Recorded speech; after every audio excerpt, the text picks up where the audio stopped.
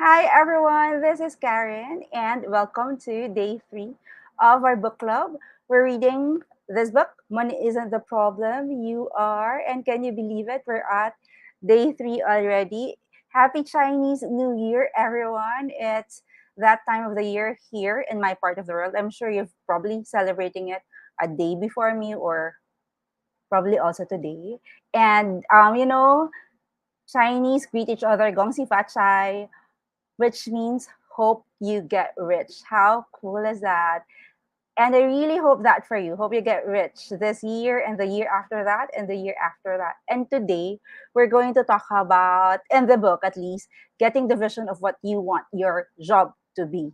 So there will be a lot of tools about how to have continuous amount of money with your job, and there will be a lot of questions. And the invitation for you for this session is for you to please answer the questions.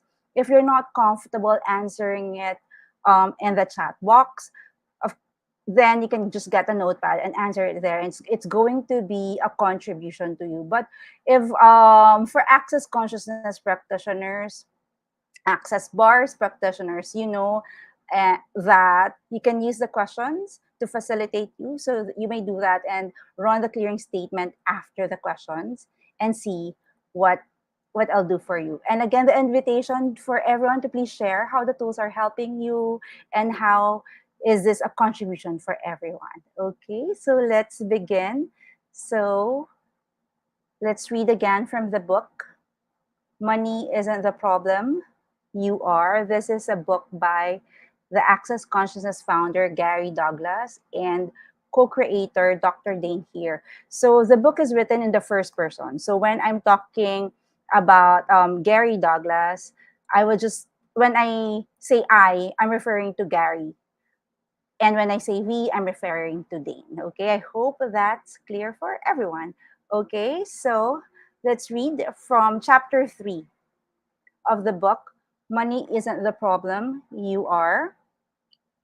And this is about getting the vision of what you want your job to be. Do you like your job?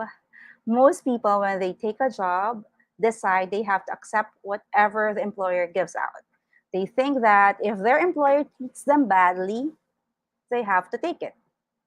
That's the way it's set up. If they don't like it, they can leave. And most people choose to stick with their jobs even when they don't like it, because they figure if they are lucky enough to have a job, they'd better hold on to it. They might not get another one. Have you ever suffered from this way of thinking? If I get this job, I'd better hold on to it because I might not get another one. So much for living in the infinite possibilities. Next, instead of taking a job you don't like and putting up with conditions that make you unhappy, get the vision of what you'd like your job to be. By vision, we mean that what it's going to look like. It's the vibration of the components that will bring it to fruition. What would your job feel like? What would be involved in it? How would it show up? Don't just think it, get the feeling of it. And when something shows up that feels like that thing, move in that direction. When something doesn't have that feeling, don't go there. If it feels that way a little bit, but it's not the whole thing, don't go there. The moment you take a job so you can survive, survival is all you're ever gonna get. Don't succumb to I have to pay the bills. Next, before I started doing Access, I said, okay, I'd like a job where I travel at least 2 weeks in a month. I'd like to earn 100,000 minimum a year, $100,000. I'd like to work with really interesting people and never get bored. And I'd like work that's always changing and expanding and getting more fun. I would like a job like that. Aside from anything else, it's about facilitating people and becoming more conscious and more aware of what they'd like to create in their lives. Those are the things I wanted. I stuck a little bubble of that out in front of me, and I pulled energy into it from all over the universe until I felt it growing stronger. And then I let little trickles of energy out to those people who might be looking for me and didn't know it. And every time I encountered something in life that had those aspects to it or that feeling to it, I did it, whether it made any sense to me or not. I did a lot of different things, but each thing I did led me closer to what I'm doing today. Anything that felt like what I was asking for, I would do. And that would lead me to the next thing. It was because of this that I ended up with access. Of course, this is Gary Douglas talking. The first thing that shows up may not be the final step, but that's how you choose the things that are your stepping stones. One day, I went to a place where I was asked to do a channeled message. I asked, "What's that? Do I have to keep my eyes open? Do I have to take my clothes off? Do I have to touch your body? And do I get paid?" The guy said, "I just want you to do a channeling for my massage therapist." I said, "Okay, fine, I can do that." I did that, and I started using the tools that have become Access. Since then, Access has grown unto itself by word of mouth. 99% of the people who come to hear it heard from it from a friend, and they grab it and they go with it. Next, why does it grow like that? Because I'm open to it. Next, because I'm willing to receive whatever it is, and because I will step out of my comfort zone and become something else. What would a job that made continuous increasing amounts of money look like, or feel like next, or taste like? What if it wasn't about survival and you didn't even care if you got money for it? What if money wasn't the compelling issue in the process? What if the compelling thing was the ability to achieve what you truly desire in life? The way you connect to people, the way you help them achieve their desires and goals. What would you truly like to achieve in your life? That's what you envision. What would it be like to do that? That's the question to ask yourself. Don't ask, how do I create this? That the how creates the need to figure it out. Next, please. And the need to figure it out creates a limitation.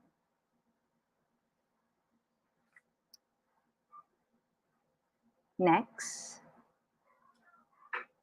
ask the universe for help. Next, ask the universe to help you. Say, okay, I'd like a job that has this in it, and this, and this, and this. Start pulling energy into this vision from all over the universe until it feels like it's getting bigger. Then let little trickles go out to all those people that are looking for you and don't know it. Every time something that feels like that vision shows up in your life, go for it. All things are possible. You are an unlimited being. You have unlimited possibilities, and choose what you would like to have in your life. Next, how can I use my talents and abilities to create money? Many years ago, I had an upholstery business, and I discovered I had what turned out to be a unique talent. I could look at a client's carpet or drapes or whatever, and I would know exactly what colors were going to be needed to go with them. And I could keep a clear picture of them in my mind. 6 months later, I came across some fabric that was exactly the same color as my client's carpet. I called them and told them I'd found just the fabric they needed, and they said, "Great, can you pick it up for us? How many yards do we need for our chair?" I told them, and I picked up the fabric. Would I charge them for it? No, I wouldn't. Why was that? I didn't recognize this ability as anything special. I figured anybody else could do what I could do, and so it wouldn't be worth any money. That's the way it often is with our abilities and talents. They come to us so easily we don't think anything about them. We don't see the value they have to others. What's the one thing that you do so friggin' easy that it takes no effort? What is so easy for you that you don't think anybody could do it? Of course, the reality is nobody else can. You have to start asking yourself, okay, what's the talent and ability, the thing that I can do so easily that I think it has no value? Next, it's that thing, the one you do so easily, the thing you think has no value, that is probably the most valuable talent you have. If you start to use it to create money, you'll be amazingly successful. Back when I worked in real estate, I knew a lady who worked for a big real estate company. She loved cooking. She'd cook amazing meals for her friends and make the most outrageous desserts anybody had ever tasted. And every time she held an open house, she would serve one of her desserts. And every realtor in town would show up. One day, somebody said to her, "You're such a great cook. You ought to open a bakery." She did, and she's a multi-millionaire now. Until someone pointed out to her that she had a unique talent, she thought nothing of it. She just liked to cook. But because somebody finally said, "What you do is great, you ought to create a bakery," she got it. She got out of real estate, where she was making about $100,000 a year, and now she's making millions. She's doing what she loves to do. Next, please. Do what you love to do. You want to do what you love to do, not what you are passionate about. Do you know where the word passion comes from? It comes from the Greek word for suffering and martyrdom. It was used to refer to Christ's suffering and crucifixion. That's what the passion means. If you wish to be tacked to the cross, follow your passion. Look at the original definitions of the words you use, because we have a lot of misidentification and misapplication, which means we buy lies about what words mean. It's important to know the true meaning of something. People have told you for years, follow your passion. Has it ever worked for you? No. There has to be a reason it hasn't worked. And the reason has to do with the definition of the word. Next, if you've been told that such and such is going to create a certain result and it doesn't work, look up the definition in an old dictionary. You may find the root of the word, it means exactly the opposite of what the person was trying to convey to you. If the energy and the word don't match, there's a misidentification or a misapplication, and that word is misdefined. If you want to make money, do what you love. If you do what you love, you can make money with it. That is, if you're willing to receive money for love. In other words, you have to be willing to be a prostitute. But let's get rid of the judgment about being a prostitute. Destroy and then create your judgments about being a prostitute.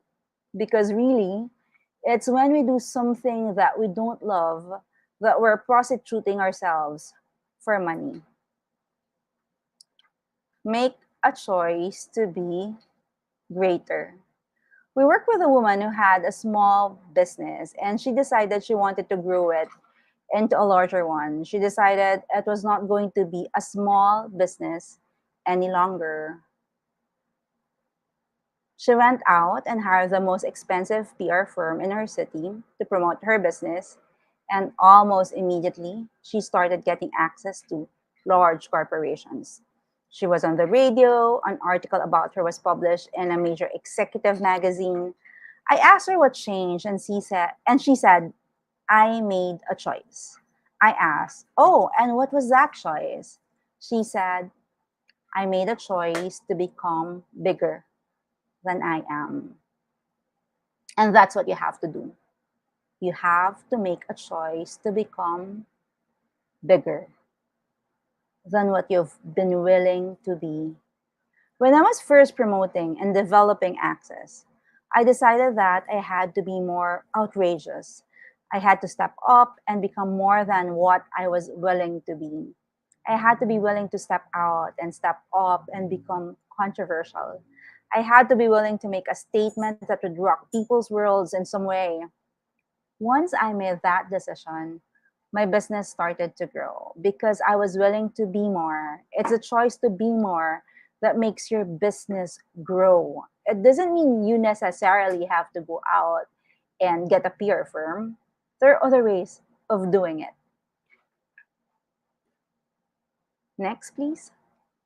The important thing is to make the decision. And then the ways of doing it will start to show up in your life. It's when you're unwilling to make a commitment to be bigger than you already are that you get stuck in the same place you've always been and will always be.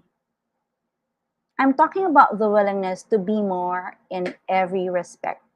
You have to stop refusing to be everything you truly are. You've got yourself pretty defined, right? I'm this, I'm this, I'm this. To become more means you have to defeat, and destroy those old definitions of yourself. Next, just for today, I will be greater than I was yesterday. Every morning when you wake up, start out by destroying and uncreating every definition you have of you. And then say, just for today, I will be greater than I was yesterday. In order to be successful, what is it that you're going to have to be? Do you think that you have to be somebody else in order to be successful? An actor has to become somebody else. But do you? Think about all the identities you have created to supposedly ensure your success. Has this helped you? Or has it made it more difficult for you to have the success you want? Have you actually become lost as to who you are? If you're going to be successful, who do you have to be? The answer is you have to be yourself. You have to be you. In order to be successful, you have to come out of being lost and claim and own the capacity to show up as you. And you have to destroy everything that does not allow you to perceive, know, be, and receive who, what, where, when, why, and how you truly are. Next, please. What must I also perceive, know, be, and receive? When I was first starting out with Access, I kept asking that question. What must I also perceive, know, be, and receive that would allow me and Access to grow with ease? I asked that question 30 times a day for about 4 days, and all of a sudden, I realized what I wasn't willing to do. I wasn't willing to be a guru for people. I was not interested in being in control of other people's lives. I was interested in being in control of my own life. I was interested in my life growing. I was not interested in being responsible for anyone else's. The fact that I wasn't willing to appear to be a guru for people who wanted that limited the people who could come into access. I discovered I kept trying to prove I wasn't a guru by putting myself down and making myself less than I really was. Once I saw what I was doing, I was willing to say, okay, I can appear to be a guru, I can appear to be anything, but I don't have to be it. I can just look that way to others. I changed that, and access started to grow. Next, what must I also be? Then I had to go a step further. I asked, so what must I also be? And I realized I had to be controversial. If you're controversial, people talk about you, right? So the good news is I was willing to be as controversial as possible. Once when I was on a radio program in San Francisco talking about sex and relationship, that I was a class that I was about to give, I said, we'll be talking about anal sex and abuse. And the moderator went, excuse me, Mr. Douglas. That was fun. If you're not willing to put yourself out there, can you receive more? Because I'm willing to talk about anything, because I'm willing to be utterly outrageous and put myself out there in a way I wasn't willing to before. All kinds of people are showing up to work with me. If you're not willing to put yourself out there, can you receive more? No, you can't. You have to be willing to be controversial if you want to make your life better. You have to be willing to stir the pot. You have to be willing to destroy everything you think is conservative and be out of the control of the system of your current reality. What would your life be like if you were willing to do that? Next,